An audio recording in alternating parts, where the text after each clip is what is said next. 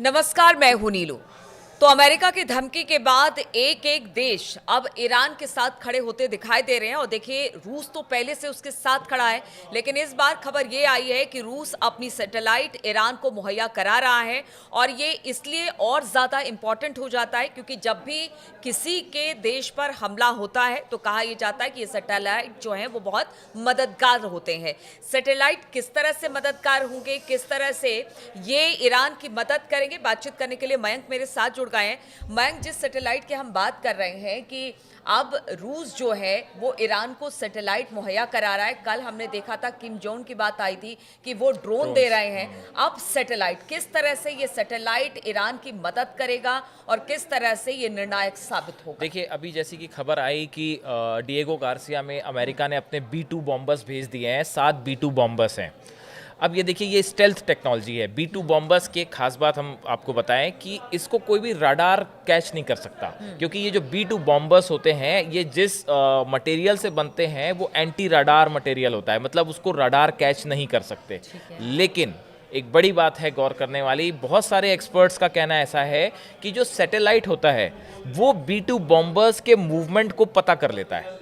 और अब ये खबर आई है, कई सोशल मीडिया में इस तरह की खबर है, एक्सपर्ट्स ये मान के चल रहे हैं कि रूस ने अपने सैटेलाइट्स डिएगो गार्सिया के ऊपर जो हैं लोकेट किए हुए हैं। अच्छा। ताकि अगर किसी भी तरह का मूवमेंट डिएगो गार्सिया में होता है तो उसकी जानकारी फौरन ईरान को दी जाए।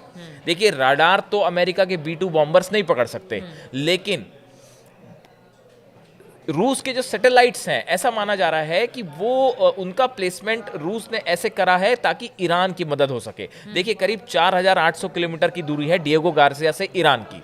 अगर B2 बॉम्बर्स को ट्रैवल करना है तो 4800 किलोमीटर ट्रैवल करके ही अटैक हो पाएगा, जो बार बार ट्रंप धमकी दे रहे हैं। अब ऐसे में अगर किसी भी तरह के सैटेलाइट मूवमेंट से ईरान को ये जानकारी मिल जाती है कि भाई डिएगो गार्सिया से अमेरिका के प्लेन टेक ऑफ हुए हैं या वहां से फाइटर प्लेन, देखिए F-16 तो तुरंत पकड़ में आ जाएगा। अगर F-16 का कोई भी मूवमेंट हो रहा है आसपास से तो वो सैटेलाइट उसको ट्रैक कर लेंगे।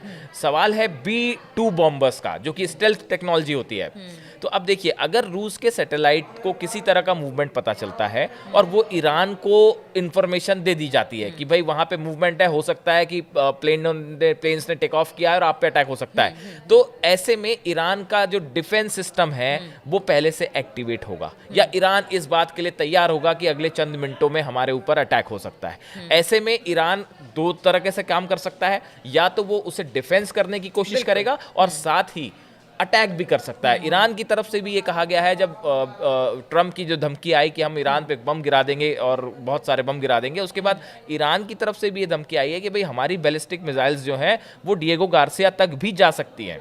हालांकि उसका डिस्टेंस 4800 किलोमीटर है, लेकिन ये माना जा रहा है कि ईरान के पास रूस और चाइना और नॉर्थ कोरिया, इन तीनों की मिसाइल्स की स्ट्रेंथ है। तो आप ये मान के नहीं चल सकते कि ईरान हमला नहीं कर पाएगा डिएगो गार्सिया पे। अब ईरान के पास कितनी शक्ति है और कितना उन्होंने अभी शो की है, ये एक बड़ा सस्पेंस है। तो ये अमेरिका के लिए एक बड़ी चुनौती होगी कि हो सकता है ईरान भी अपनी बैलिस्टिक मिसाइल डिएगो गार्सिया पे दाग दे। बात नंबर 1। बात नंबर 2 जो है, हाल ही में अमेरिका की तरफ से ये आरोप लगाए गए थे कि चीन और रूस अंतरिक्ष में ऐसे डिवाइस लगातार काम कर रहा है जिससे सैटेलाइट जाम हो सकते हैं, जैम किए जा सकते हैं।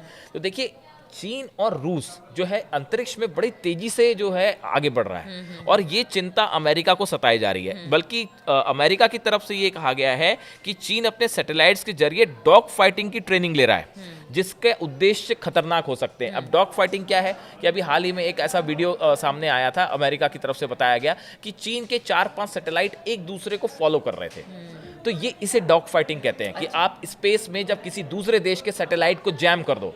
अमेरिका जो है, अगर आप कोई बैलिस्टिक इंटरकॉन्टिनेंटल बैलिस्टिक मिसाइल जब फायर होती है तो पहले स्पेस में जाएगी, उसके बाद वो री एंटर करती है, तो उसको री एंटर करने में सैटेलाइट्स की जरूरत पड़ती है। तो ऐसे में अगर आपने दूसरे देश के सैटेलाइट जैम कर दिए तो वो फेल हो जाएगी मिसाइल। अच्छा, देखिए, अमेरिका ऐसे भी चाइना के साथ अभी हमने देखे कि कुछ रिश्तों में तल्खी आई है। टैरिफ वाले मामले को लेकर।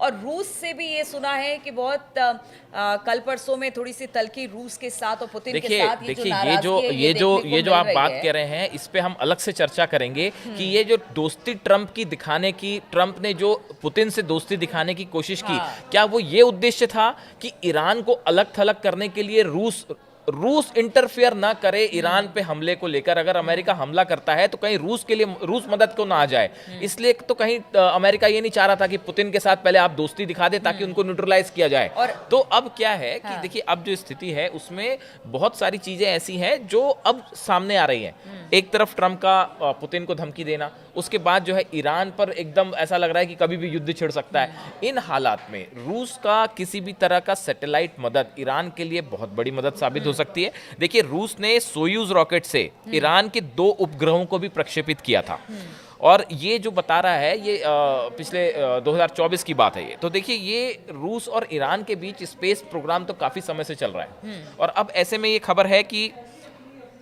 रूस अपने सैटेलाइट से मदद कर रहा है। वैसे 2022 में रूसी रॉकेट ने खयाम नाम का ईरानी जो एक उपग्रह था, इसको भी सैटेलाइट था, इसको लॉन्च किया था, और बल्कि रूस ने ही ये डेवलप किया था ईरान के ऑर्डर पे। कहना हम ये चाह रहे हैं कुल मिला के कि जो B2 बॉम्बर्स वाली धमकी वाली बात आ रही है, इसको न्यूट्रलाइज करने में रूस बड़ी अहम भूमिका निभा सकता है और ईरान की मदद कर रहा है। हाँ बिल्कुल, तो ईरान की चिंता अब देखिए धीरे धीरे कम होती चली जा रही है। जिस तरह से सैटेलाइट रूस के देने की बात अब सामने आई है, और जिस तरह से मयंक भी बता रहे हैं कि अपने साजो सामान के साथ अमेरिका बिल्कुल बॉर्डर पर खड़ा था, अब उसके लिए भी ये चिंता हो गई होगी कि अब B2 बॉम्बर को डिटेक्ट करने के लिए भी कुछ ऐसी चीज़ें हैं जो कि ईरान की मददगार साबित हो सकती है।